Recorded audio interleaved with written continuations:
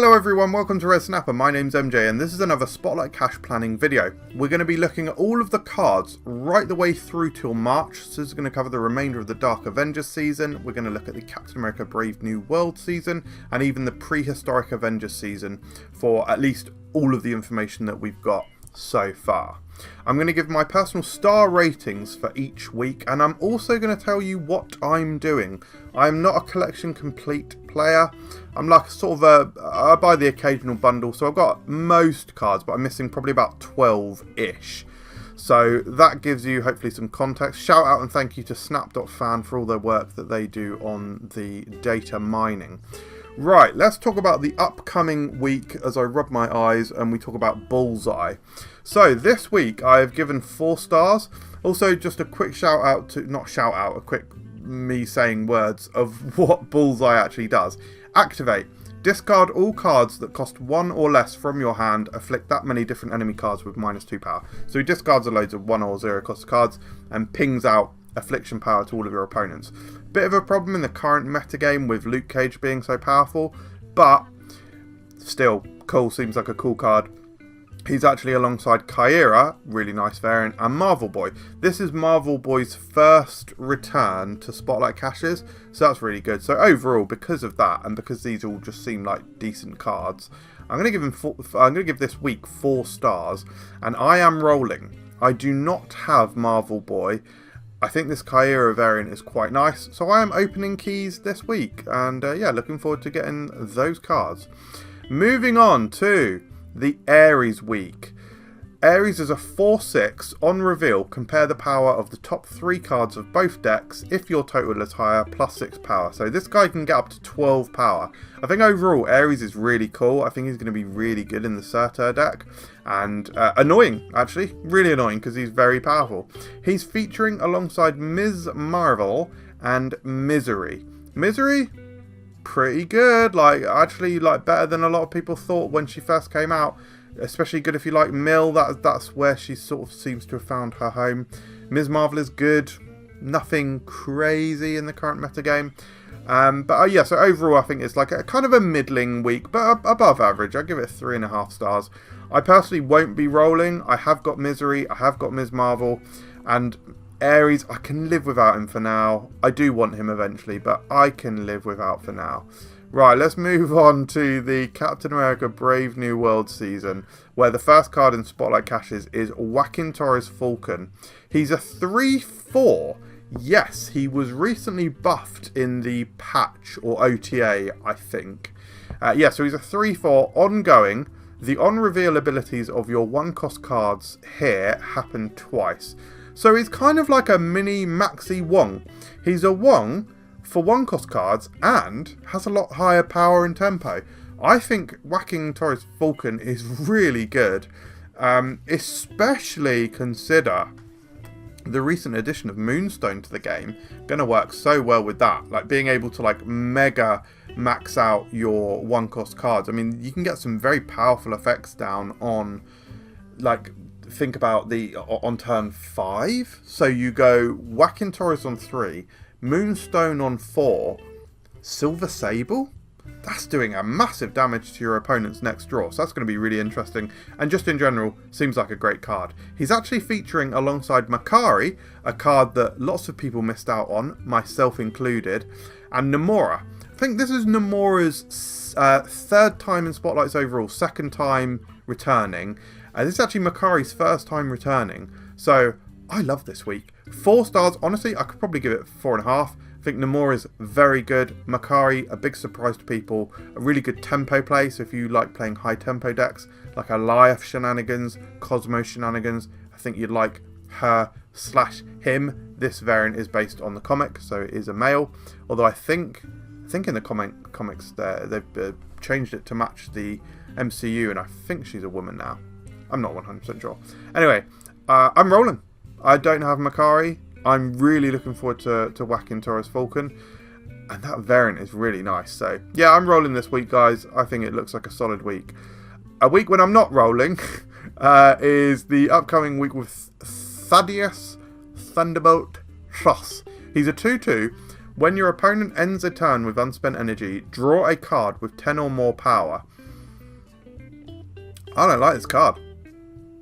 Like, yeah, guys, I think I might be in the minority. A lot of people are saying that I'm you're stupid, hairy, stupid British person. Almost, you know, shouldn't really say that to people, but that's what I've been hearing. That's what people have been telling me. I'm just not seeing it, guys. Low tempo, kind of boring, kind of uninteresting. In the Surtur deck, do you really need to be drawing? I don't know. Maybe I'm completely missing the mark here, but I don't think he's that interesting. The interesting thing is, though, he is alongside Blink. This is the first time that Blink is returning to Spotlight Caches, so that's good. Or, sorry, no, beg my pardon. This is the first time Blink has ever been in Spotlight Caches because she was a Season Pass card. And Nebula gets wheeled back down for her bi-monthly appearance in Spotlight Caches, or certainly what seems like it. Overall, fine week. 3.5, but I don't want Thunderbolt Ross. And I've got the other two, so not for me, guys. Right, moving on to a big disappointment. I'm not going to lie, I'm disappointed with this, guys, because I was scheduled to get Redwing, but in the recent patch / OTA, I can't remember how he changed, but he's changed. He's now a 3/3. The first time this moves, add a card from your hand to this location. I just don't see how it works. I don't see how that works. So he doesn't have the ability to move himself, like Vision, etc. So you need to trigger him somehow. Be that via Madam Web or Ghost Spider, Iron Fist, whatever. But if you're playing those cards, surely you're playing some sort of move deck. You wouldn't play all those activators without the likes of Vulture and Dagger, all that sort of thing. And so, why would you not just move them instead of Redwing? You move them, you move the Vulture, and that gives you +6. What if you move Redwing, Redwing pulls down Vulture? You've now got to trigger the Vulture. I just don't get it, guys. I just don't get this card. Okay, but maybe you play it in some sort of weird hybrid big cards deck with, like, I don't know, Infinite in your hand. Yeah, cool, you could get an Infinite, but when is that ever going to happen? I just don't get it. Anyway, he's alongside Baron Zemo. This is the first time Baron Zemo is appearing in Spotlight Caches, so that's really good for people who missed the Season Pass. And Loki as well. Another sort of fine card, not exactly the strongest at the moment in the meta, and they might tweak him in future. It's a middling week. It's kind of average, and I'm not rolling for this Redwing, unfortunately. I really liked the previous version. Anyway, moving on to happier times. I'm a big Nimrod fan, so I will be rolling this week, as you can see, but Nimrod is not the main event here. The main event is Diamondback. As a 3/3, ongoing, enemy cards here afflicted with negative power have an additional -2 power. I read that out so badly, I'm going to read it again. Diamondback is a 3/3. Ongoing, enemy cards here afflicted with negative power have an additional -2 power. Eh? She's bonkers. She's absolutely bonkers. Hazmat. Oh, cool. Hazmat, and you put Diamondback on a full location. Oh, that's an extra -8. Fine. Fine. She seems crazy good. Nimrod, solid card. Phoenix Force, again, solid card. Pretty limited, pretty exclusive. Maybe there'll be an additional opportunity for Phoenix Force with the upcoming Prehistoric Avengers season, because we're seeing Firehair, who is basically Phoenix, appearing in the game, and there's somewhat a little bit of synergy there. So maybe there'll be a greater opportunity for her in future, or a less limited opportunity. But in any case, I'm rolling. I'm a Nimrod stan, so I like getting all the Nimrod variants, and I like the Diamondback so much that I want it, even though I don't have Ajax, which is annoying. But let's move on to it. By the way, sorry that I'm like moving this manually, so sorry if you get motion sickness from me moving it. But we move into the Prehistoric Avengers season, and the most exciting card to come to the game in a very long time, in my humble opinion. No, in my opinion. Eson is a 6/13 legendary. Game start. If all your cards have different power, give them +2 power. So what this means is, if all of your cards have got a different number of power, so like maybe you've got Hood in there for the -3, you've got a Spider-Ham for the 1 power, you've got a Brood in there for the 2, and so on and so on.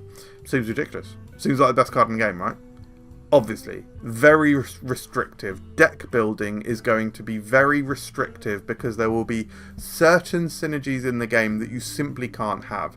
You can't benefit from that +2 power on a Mr. Sinister and a Brood because they're both 2 power.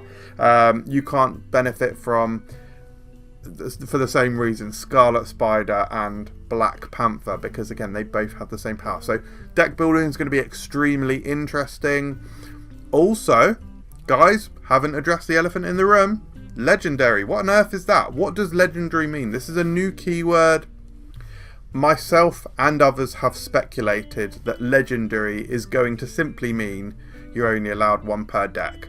That, I think, is utterly sensible, utterly probable.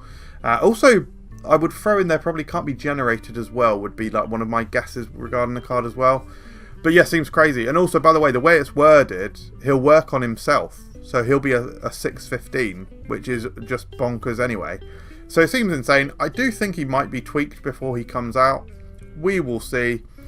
But in any case, he's mind-blowingly good. He's alongside Beta Ray Bill, who is sort of fine? Bad even?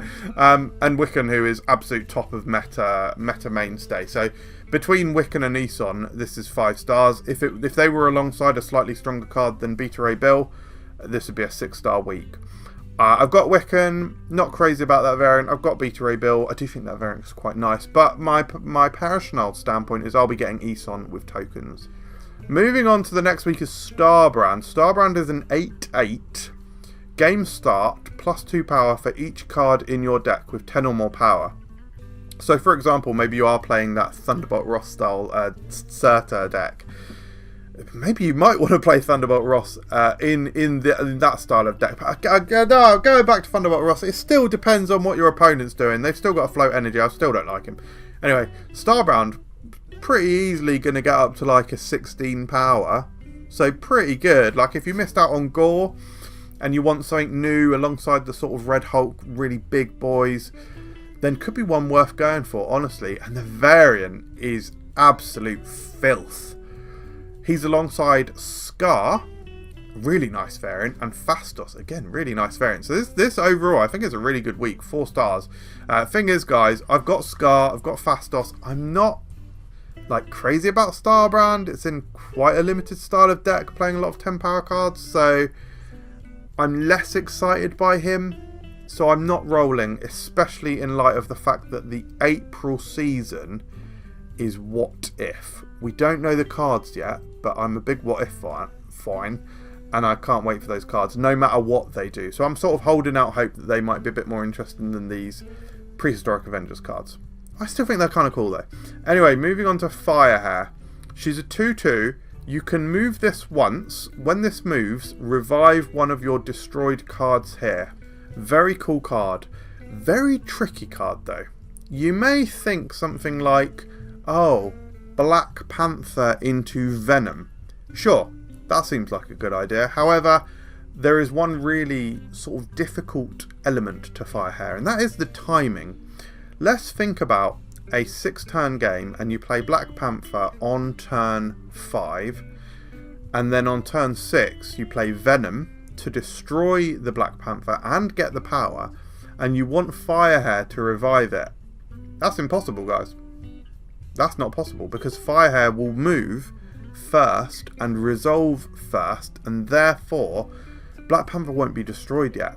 So there's some difficult things there. Obviously you can, in that scenario, you can cheat out Black Panther early via difficult shenanigans like Lunar Snow perhaps, but then you sort of risk your Ice Cube being destroyed and Firehair reviving that. I know there's difficult, but other ways to ramp a turn 7, there's other ways to do it, but she's a little bit difficult. She's cool but difficult.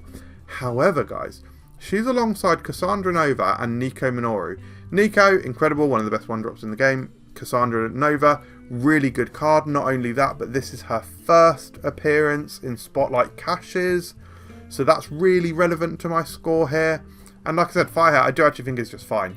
You know, if you're not doing the upper echelons, if that is, can I use that word there in that circumstance? In that context, rather, I am not joking. Just do small stuff. a little Venom on a smaller card. Could work, could work. Anyway, solid week, 5 stars. Really good. Like, Firehair, cool, fun, interesting. The other two, really, really good. Great returns. But I'm not rolling. I've got the other two. I would like Firehair, but I've got the other two. Right, we're moving on to the last week that we've got data mines for. And unfortunately, guys, we don't actually know what Konu does. Konu is a 2-1, and there was some text associated with him which did leak, but it doesn't make any sense. Like, it doesn't, we literally can't imagine what it does. There might be some sort of discard element to him. There's like notes about maybe him returning to your hand and you get +1 energy. So he might be like a ramp discard style card, but we don't fully know yet. So I've put card effect unknown. But he is appearing alongside Scorn and Cersei. This is both Scorn. This is both Scorn and Cersei's first time returning to Spotlight Caches. So I think this is going to be a really great week for lots of people, myself included. I haven't got Cersei because I am so not close to collection complete, but because I've got so many, weeks where I need 2 cards don't come up very often. So to me, it doesn't matter what Konu does. I'm going to get 2 new cards out of this, Konu and Cersei. So I am rolling this week. I also really like Scorn, so I won't be upset to have this variant, although I did get the Spotlight variant last time. So yeah, elite vibes here, to be fair. Anyway, thank you very much for watching, guys. What are you doing? What are you excited for? Are you also like me holding off a lot during the Prehistoric Avengers season to see what is going to happen in the What If season, see what we get? Let me know in the comments. Thanks again for watching, and I'll see you next time. Cheers.